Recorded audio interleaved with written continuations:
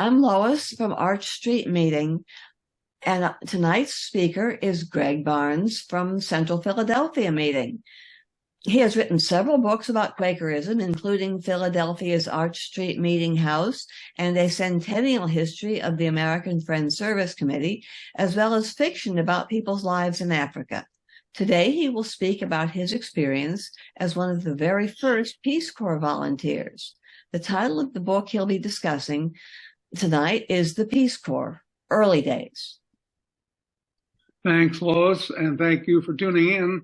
And I need to thank Yoko, who is my wife and who put up the PowerPoint pictures. And could we have first the picture of the cover, dear? There we go. All right. It gave me great joy in writing it. It was a very heady experience. I still have a few of my mates who are still around who helped me with it. And it made me realize, once again, this is a central experience really of my life and a first step on my way to Quakerism. So in Africa, from 1961 to 63, this young white guy raised in a Midwestern small town was given an opportunity to observe the life in a tiny village in one of the most impoverished countries in Africa as a volunteer for the Peace Corps, which you all remember as the ambitious program of J.F. Kennedy. And then for the next 2 years, 63 to 65, I was a staffer in one of its most dynamic countries, Nigeria. And so this book tells not only my own naivete, but also that of the United States engaging that part of the world in the 60s. I begin by showing the early stages of my service, the confusion of those days, in a chapter I call Here We Are, So Take Us, about getting in and trained. It was not easy. Could I have the next picture? This is my first wife, Sandy, and me at the exam that you had to take. Thousands of folks applied for the Peace Corps in that first year, 1961, and it was really big news. Yeah. And when Sandy and I were in our mid-20s and not firmly settled, immediately applied, we had to take a screening test, and we were considered newsworthy. We were in the Chicago Daily News. That's where this picture came from. And I was even quoted to the effect that we felt compelled to apply. Ask not what your country can do for you, but what you can do for your country. We thought of ourselves as really perfect candidates. The Peace Corps wanted not brainy people, BA generalists, and as we were then. But part of the chaos of the early days was getting Peace Corps' attention. We actually moved to D.C. in July of 61 and barged into headquarters, pretty much saying, here we are. And at the end of a fairly short conversation with a desk officer, he said, we think you're suited for Sierra Leone. Well, at this point, we uttered those words that were spoken really by thousands of prospective Peace Corps volunteers in our era. So where is it? And the next picture will show it to you. Sierra Leone is not easy. There we go. Right there on the hump of Africa, the little purple spot is Sierra Leone. It's hard for me to imagine today how unknown it was, because now it's made the world news mostly tragic, and to no small degree has become the focal point of my biography. Meanwhile, the Peace Corps was making its own special demands. We never knew much about the security checks we underwent, but at some point, FBI agents mounted the porch at my parents' home, and my mother, thinking it a big honor, invited them in for Midwestern hospitality. It's worth recalling at this point just how much the Red Scare affected Americans back in those days. A senator had made it seem as though our State Department was dominated by communists and had many people looking for Reds behind every tree. But there were, of course, good reasons why the government should know the reliability of these idealists going off to represent the United States in many corners of the world. How about the next picture? So amazingly, after innumerable medical and psychological screenings, briefings, and social events, about 50 of us flew off to Puerto Rico for training only about a week later after we'd started. I believe it was October 9th, 1961. We went to a camp for outward bound training because Sergeant Shriver, whose name I think you all know, thought that a demanding physical routine would build cohesion. Shriver was right, but the fact is we were all going to be teachers. So why all this running, rappelling, swimming, survival hiking, and no teacher training and no Sierra Leonean in sight? As an example of the weirdness, we spent a lot of time drown proofing. That is, learning to stay afloat for an hour. Not very relevant for an English teacher. And then on our survival hike, our team got lost and had to be rescued. Again, it was chaotic. So let's go on to the next piece of our training and a little more misdirection. Next picture, please, Joko. So on November 4th, 1961, 4 weeks after our arrival in Puerto Rico, we flew from San Juan to New York for another 6 weeks of training at Columbia Teachers College, which is what's shown here. Now remember, we're headed to Sierra Leone, one of Africa's most impoverished countries, but we're going to train in Manhattan. Consider the fact that on our very first night in New York, some of us attended a concert in Carnegie Hall. Already you can see that this training had its wacky side too. The program looked good enough from the outside, at least from an academic standpoint. We had several prominent Africans as speakers, and we had instruction in Mende, the largest first language in Sierra Leone. So what was wrong? As far as Mende language training, here's the problem. I write, quote, "Here Peace Corps inexperience really laid an egg. For if there were 12 languages in our new setting, folks there must have found a way to communicate with one another." Indeed, they had, through a pidgin language that was mostly English and fun. Hello in pidgin was howda body, and goodbye or see you was we go see ya, so that even monolingual Americans should have picked it up rapidly. And there was more silliness. Fewer than half our group would be placed in areas where Mende was actually spoken.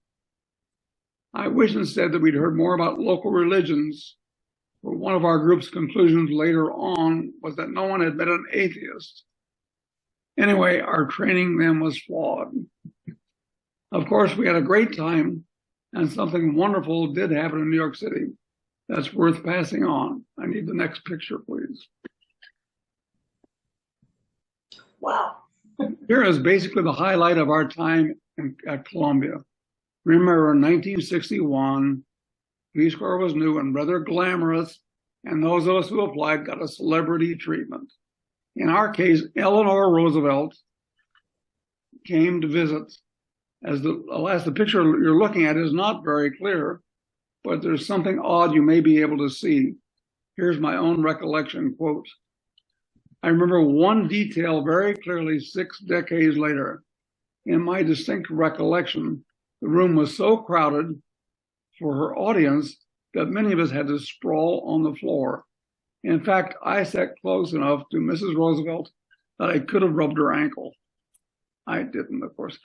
That picture doesn't quite show, but I think you can see a gang of us on the floor. So, okay, enough about training.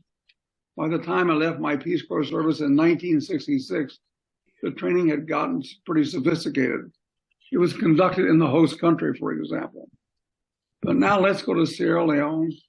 Next picture. So Sierra Leone again on the hump of West Africa. Stanley and I were posted to a tiny village, maybe 200 people. It didn't make this map. It was in the southeast of the country. It was named Jimmy Bagbo. As befitting traditional Peace Corps volunteers, we lived rough. That is, we had no running water or electricity, or for 5 months a car. Even more difficult was the fact that the village had no market. It looked like we were in for a tough time.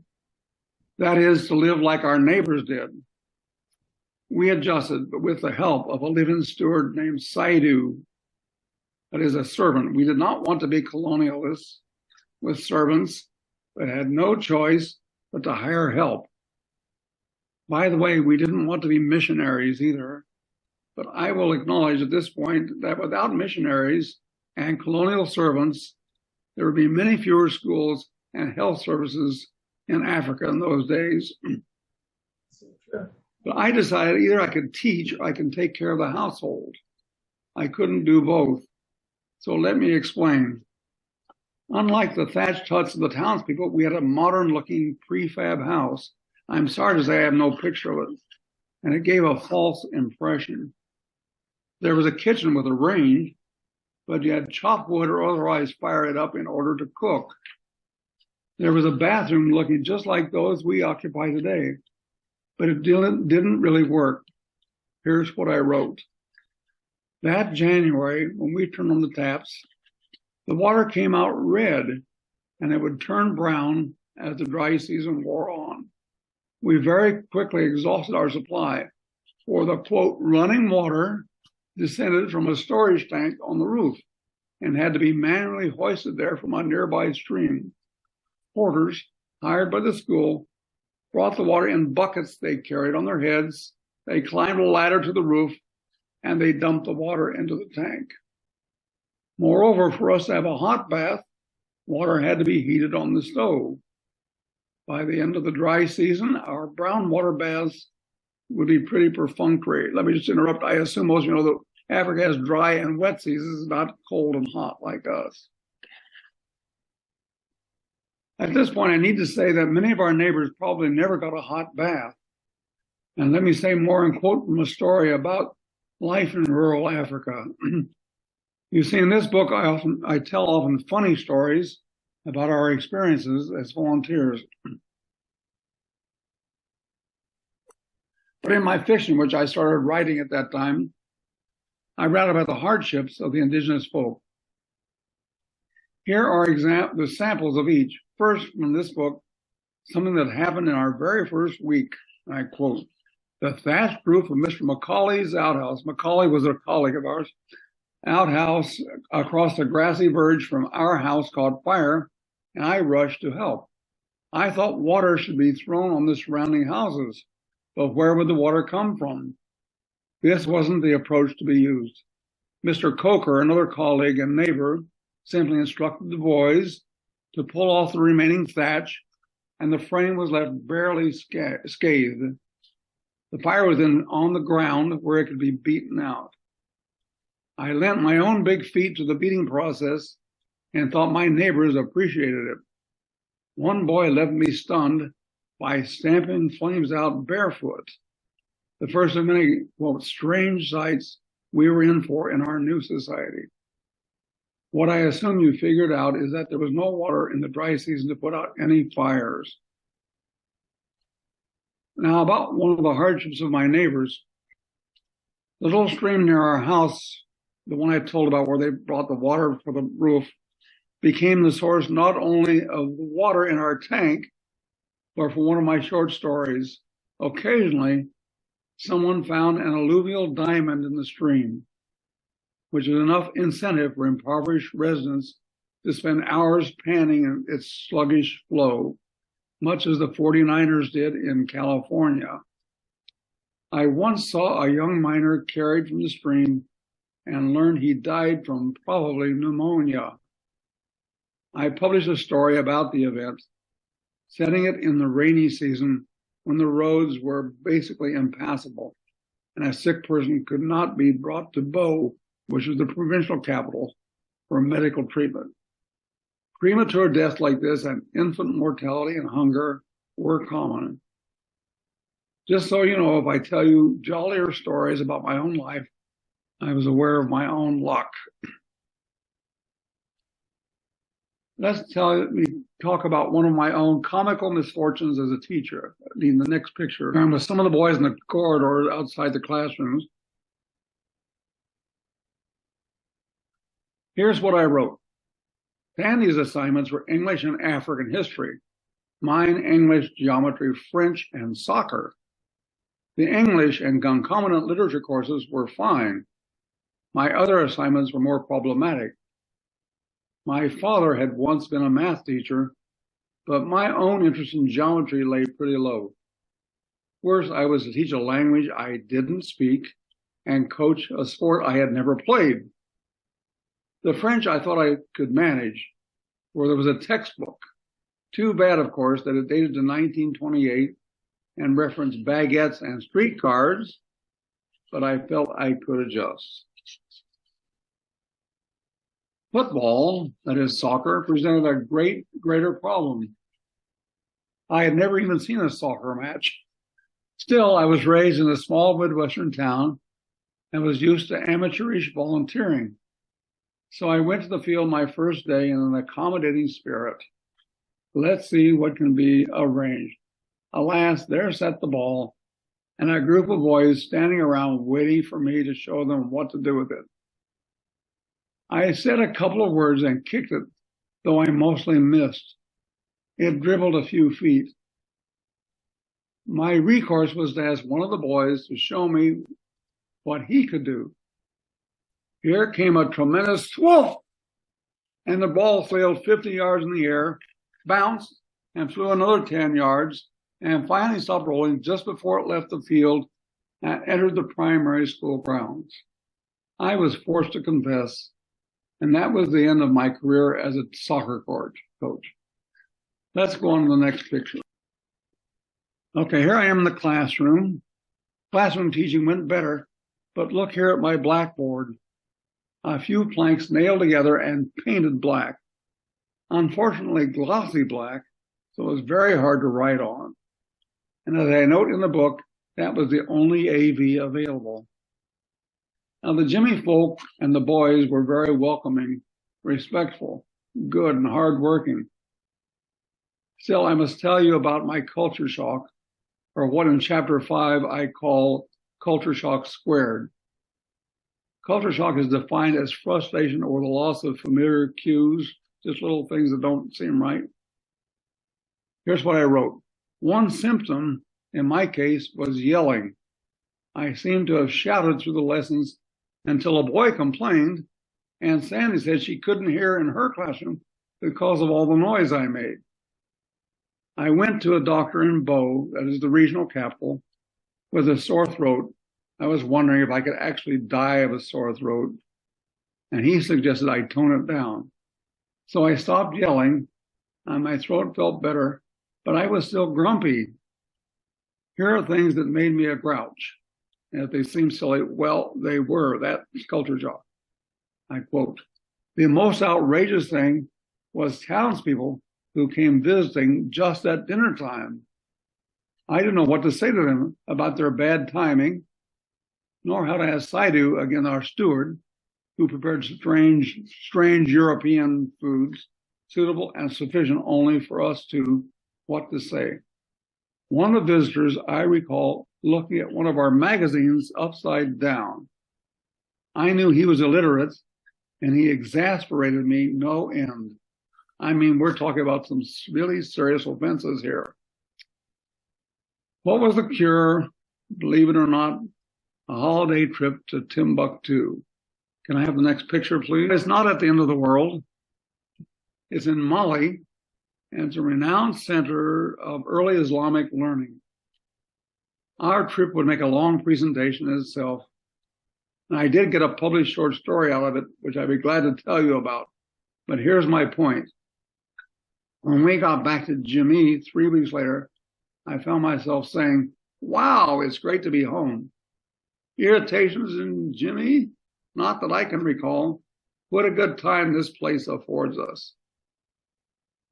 There's a corollary to this story. This is what I call the squaring of culture shock, as I term it.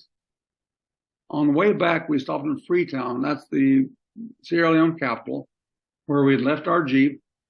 And there I found an issue of the New Yorker with an article by James Baldwin. And one day and alone in my Jimmy house, I sat down to read it. Let's have the next picture. Here's what I write. I soon became absorbed in James Baldwin's writing of the hardships of his early life, the racist epithets, the insults, and so on. As I read in dismay, I reflected I was the only white male for miles around, and even though I was a rather poorly trained teacher in a junior secondary school, I was treated by my hosts like a distinguished visiting professor. There in that comfortable chair, I had a bit of a meltdown. It might be thought of as reverse culture shock. Okay, let's go on to the next picture. I had plans to blow on this thing, but I guess I won't. Take a moment here to show you a memento of my Jimmy life that I acquired in 1962. Of course, it's ivory, but 60 years ago, we weren't sensitized to the ivory trade as much as we are now. This is a chief's horn to be blown to announce his arrival in the village. It makes a strange noise, so I won't blow it. Our chief was running for parliament and needed money, so he offered this to us. I think we paid £5. That was less than $15. By 1963, as we contemplated our next move, we loved our Jimmy life, but Sandy was pregnant with our first grandchild on either side, and I had a job awaiting at Peace Corps headquarters. And let me explain how I earned it. This is another story. The Peace Corps was sending recruiters to all its countries to find PCVs, that is, Peace Corps volunteers, for staff. Made sense. Here's what happened, another somewhat comical incident, and I quote, we sat in our front room facing west toward the carpentry teacher's house. I believe we had just started speaking when I said, there's a snake. And indeed, a small adder had reared itself up in the walkway and ran from our porch to the road. This was not a monster, but still, it was a dangerous intruder, and I instinctively rose to do something. I went out the front door, stepped off the veranda, picked up a stone from the walkway, hurled it, and decapitated the snake. I couldn't believe my luck, which was greater than I knew. The man from D.C. was watching and mightily impressed. I didn't know what to say, which was just as well because the rest of the interview was strictly pro forma. At Peace Corps headquarters later that year, I found a file with my name on it that included the recruiter's statement to the effect that I had casually killed a snake, with other wording to suggest that it was all part of a day's work for a good volunteer. Hire that man, it seemed to say. The title of this chapter, by the way, is, quote, qualifying for Peace Corps staff. So I had a job waiting. We got back to the States in July 1963, but because of visiting family, we missed the big August event. Let me remind you about it. Next picture, please, Yoko. The March on Washington, of course, August of '63. But we had our own civil rights action a bit later as we waited for our next posting. And of course, I want to tell you about it. It's worth reminding folks what our nation's capital was like back then, despite the romance of Jack and Jackie. I quote, the Peace Corps offices had many black employees, but was atypical. In my failure to understand this, I made a painful blunder. Sandy Roby, that's our daughter, and I were living in a huge apartment building on Connecticut Avenue. It was the first time either of us had ever lived in an apartment house, and I fear we didn't inquire as to whether it was integrated. We felt comfortable, and it was close to Peace Corps headquarters. Next picture, please. Then Walter Carrington, our program director in Sierra Leone, needed a place to stay. Well, he too awaited a new assignment. We recommended our building, but I began to wonder, I asked a building supervisor if there were black residents. Oh, yes, he replied. There was a band of black musicians occupying the top floor. I resolved to confirm this statement. I went up one morning to the top floor, but all I saw, of course, was a corridor with closed doors, and all I heard was silence. Still, I wanted to think affirmatively, and so I urged Walter to apply. Somehow, however, no apartment in that huge building could be found for him. This distinguished native son, Ivy League graduate, director of a successful Peace Corps program, director designate of the Peace Corps in Tunisia, and an eventual ambassador to Nigeria, was turned away. I've forgotten where he went for lodging, but we broke our lease and imposed on fellow return volunteers for a week until we could find new digs. So Camelot was not all it should have been. But let's go on back to the Peace Corps in Africa. Stan and I were then posted, this is the fall of 63, to northern Nigeria, where I was designated associate representative, which is to say deputy director of the huge northern region.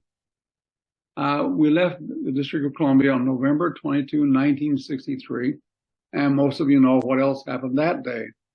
We get to National Airport, and here were people strangely hovering near TV monitors.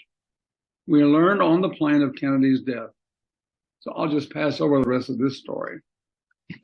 We were stationed in Kaduna, then the northern capital, where we had very different experiences from Sierra Leone. I had an administrative supervisory job. I handled the accounts. I had corresponded by letter with the PCVs and others at their work sites, and I oversaw our staff, which numbered, so far as I can recall, only two, Emmanuel, a clerk, and Ibrahim, our driver. So now I have another story to tell.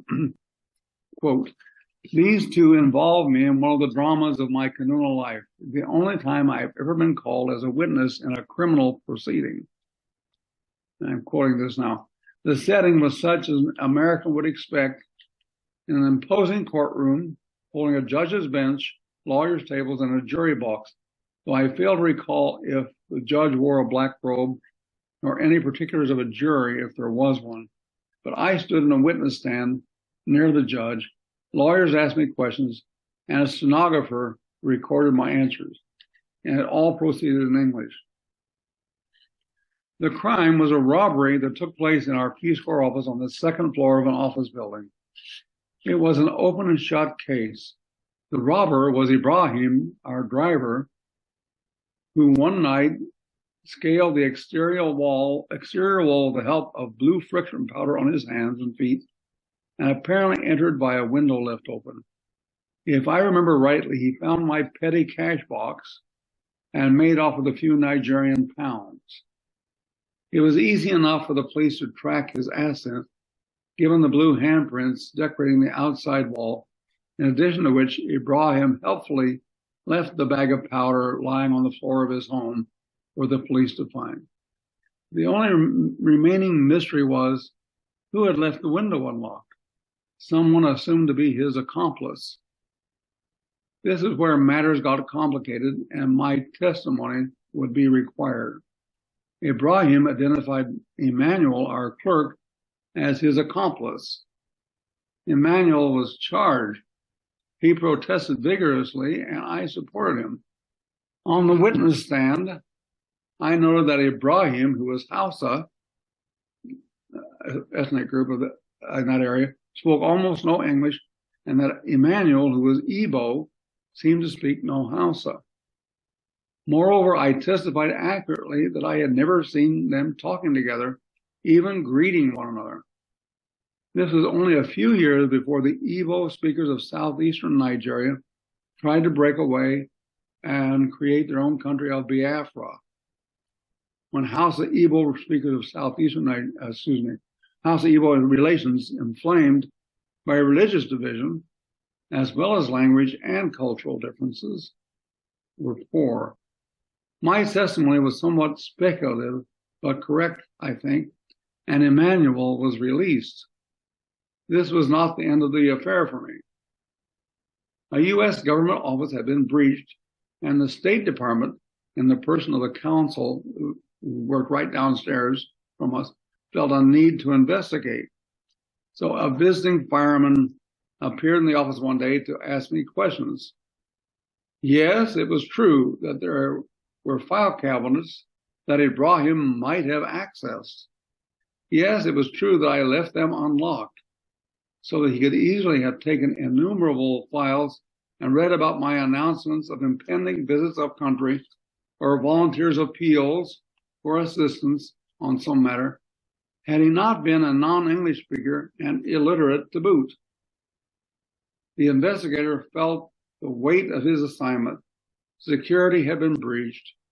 So today, somewhere in a Washington file cabinet, a demerit is recorded against me for allowing a potential spy the chance to read state papers. Back to my canoe reality.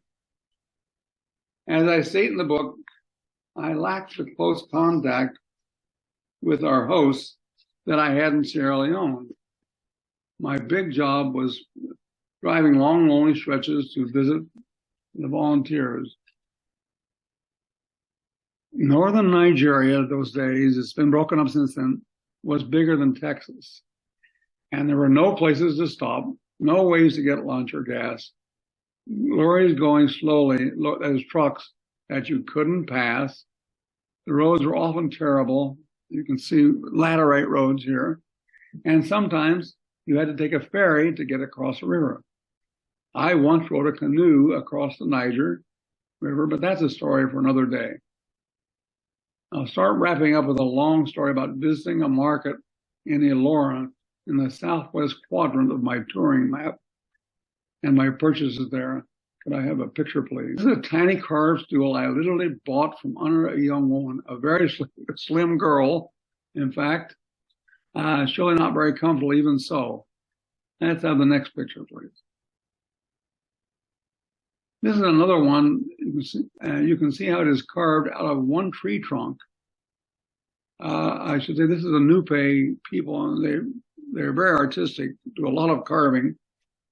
And this day, I'm talking about being in Ilorin, I had time to kill. I don't quite know why, but I had time to spend in the market.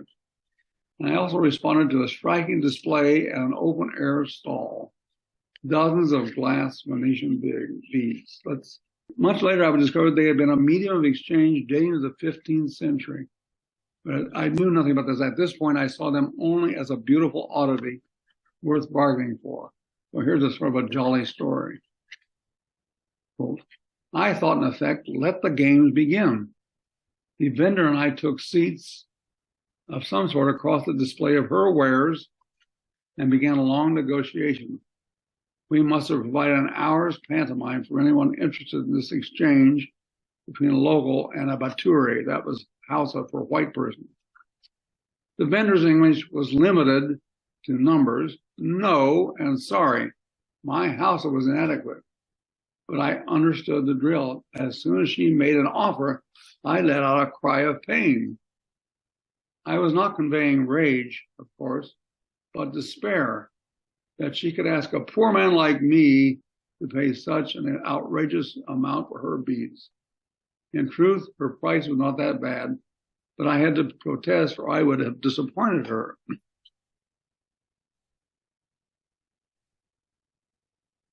Her next move was to throw in one or two extra beads for the same price, and I would calm down but still convey despair.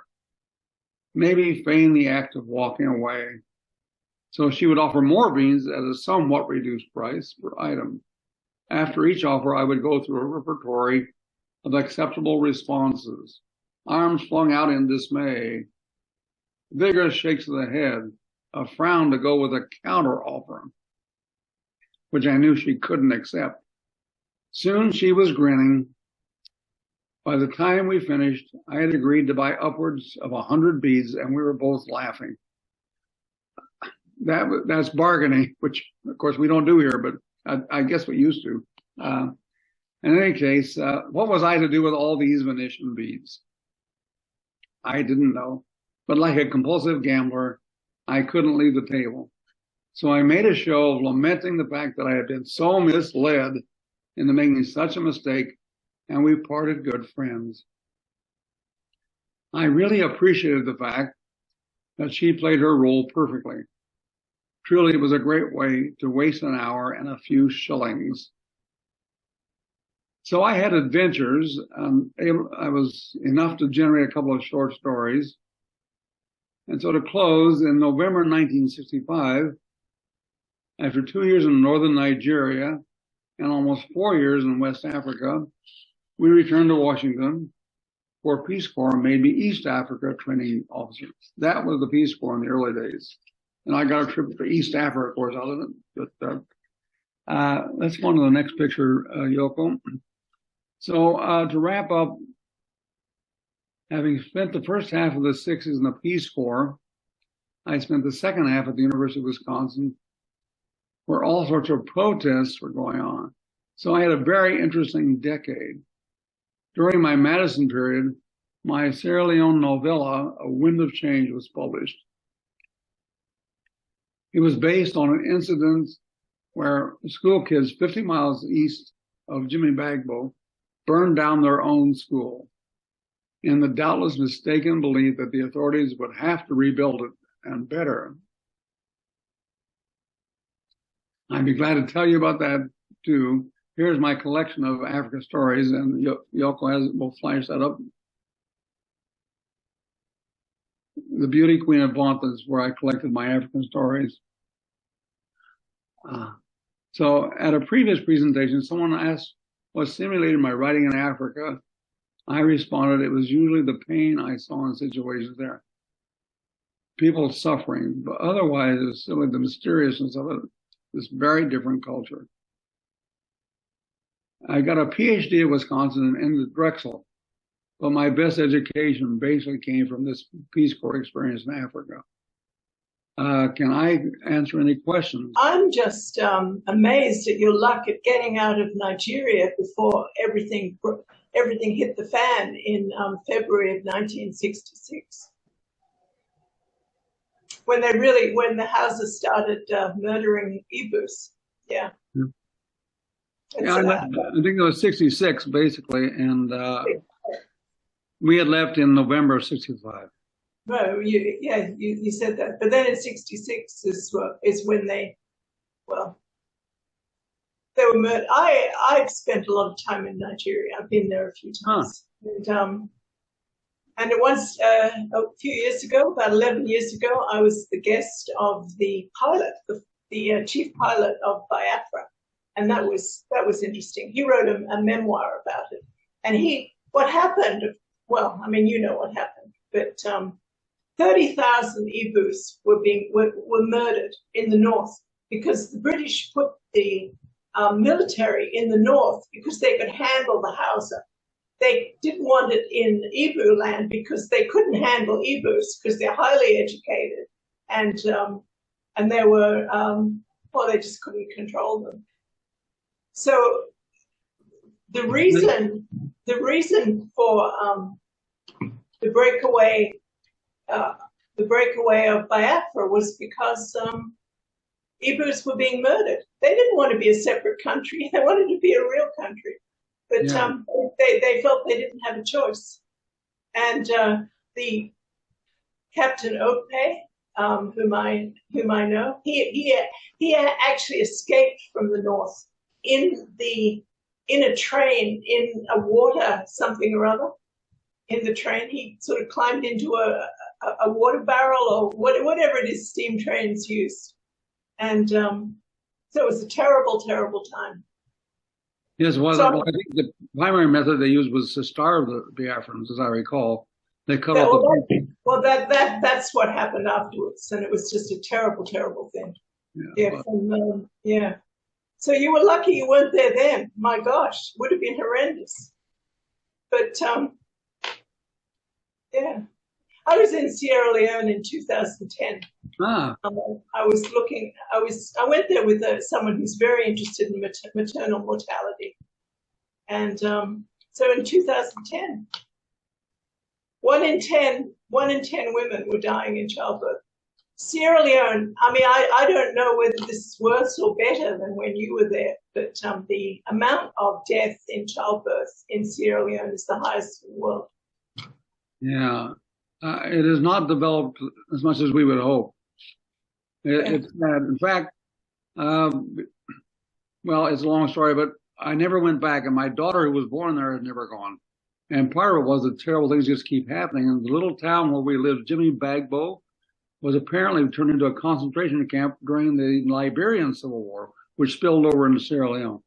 So, and things I'm told today are still pretty rough. The roads are terrible and so on. Anyway.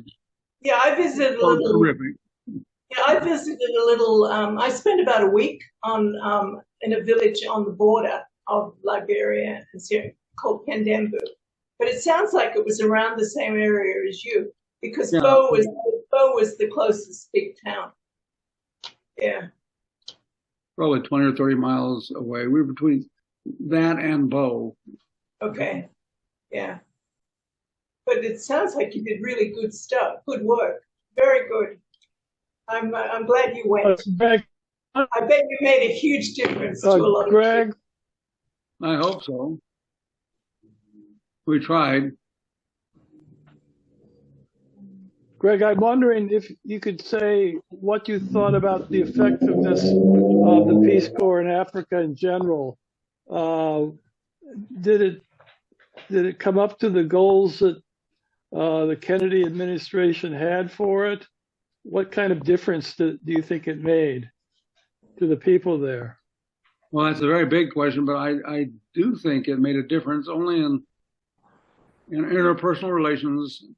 The spread of English, which, let's face it, is the world language now, and people need it to improve, and to the growth in the number of people who are educated at college level now. Okay. It's just that the old problems of corruption, tribalism, these 12 ethnic groups they talk about, they interact by speaking pidgin English, but they somehow have these terrible suspicions of each other, like the Hausa and the Igbo. And in Sierra Leone, not so bad, but the Temne and the Mende are the two dominant tribes. They have some suspicions of each other. And that doesn't go away very easily. Yeah. Well, they speak English Creole, and in Haiti they speak French Creole. That's what I couldn't understand anything. Well, it is a little tough. I do think that we should have been trained in Creole or Pidgin. They're very close. And Creole is what was spoken in the capital city of Freetown, which was founded by freed slaves from the United States, of course. And so they did start out with English, and now that's spilled over into the country. There are small differences, but I can't tell you what they are. But anyway, Mende, again, less than half of our group went to a Mende-speaking area. So what was the point of training us in Mende when here was this pidgin language that was a universal language? Greg, Yeah. do you want to talk about students who came to your home afterwards? Oh, well, okay. I didn't talk about that a little bit in the book. I said we had a ward, one of the townspeople, town kids came to live with Sandy and me in our home in Sierra Leone. And then 10 years later, he appeared in our home in West Philadelphia. He lived with us again as he went to community college here, and he's now an American. I've lost all track of him, but anyway, yeah. So yes, we were very close to the people there. In Nigeria, that wasn't possible. Another problem in Nigeria, and I have a chapter titled, "Where Are All the Women?"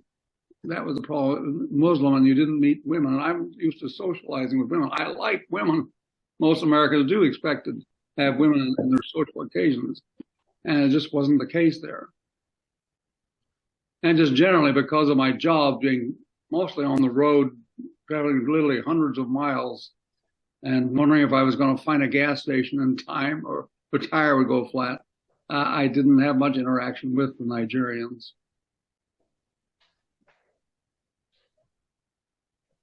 There are plenty in Philadelphia. Nigerian?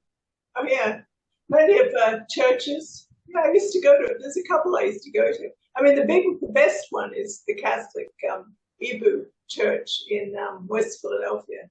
Probably more Evos than the houses. And the houses were very conservative, obviously. They're the ones who kept their women in Purta. And the Evos are very progressive. You know, I knew a lot of, not a lot, but plenty of Igbo women and Sierra Leone women who were really out there getting educated and talking and so on. But in Nigeria, you know, they were covered up and hidden in their houses. So you weren't interacting with Yorubas? They have the best parties. If you want to go to a Nigerian party, find a Yoruba. Buddy. Yeah. They're voluble, let's put it that way. Yeah. And when I went to this, I talked about this market in southwestern and northern Nigeria, where I went to bargain. That would have been a Yoruba woman, not a Hausa woman. It was it was a mixed Yoruba Hausa area, although it was Muslim. And there were plenty of women in the market. And that made it much more interesting because you go to the northern markets, like Kano, the big capital or big town in northern Nigeria. And in the markets, too, everybody's a man. Kind of boring. That's amazing. That was 60 years ago, of course. Yeah, well, I'm sure it's probably still the same. That's very interesting. Yeah, good. Yeah. Now, Yoruba are split pretty much half and half between Christian and Muslim. Yeah, that's right. Yeah. Ibu is the mostly Catholic, so it's a very different. Christian, yeah. Well, Catholic, with, you know, about 90% of Catholic, the Ibus. And houses. I hadn't realized that. Okay. But there again is a split. So here are all these, the Hausa are just Muslim, period. Right. The Igbos are not Muslim, they're Catholic or other Christians. Right. And so there was that problem. They spoke different languages. Yeah. And the very fact that the Igbo women were out there working, getting jobs, that probably Hausa men thought they could handle. All these things were a problem. Well, the main problem is the British decided these three very different countries should be one country. I mean, they should never have been one country. Nigeria should never have been one country. Well, now there are 12 or 14 different regions. Does anybody else have a question? Elizabeth? 36 states. Huh? Yeah.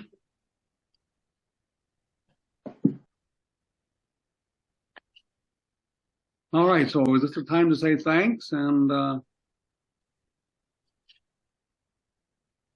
thank you. Thank you. Very interesting. That's been extremely informative, and thank you for your thoughtfulness in putting all this together. It's fun. I hope you tell lots of people. Now, what's your book again? Can you show your book again? It's called The Peace Corps, Early Days. Peace Corps, Early Days.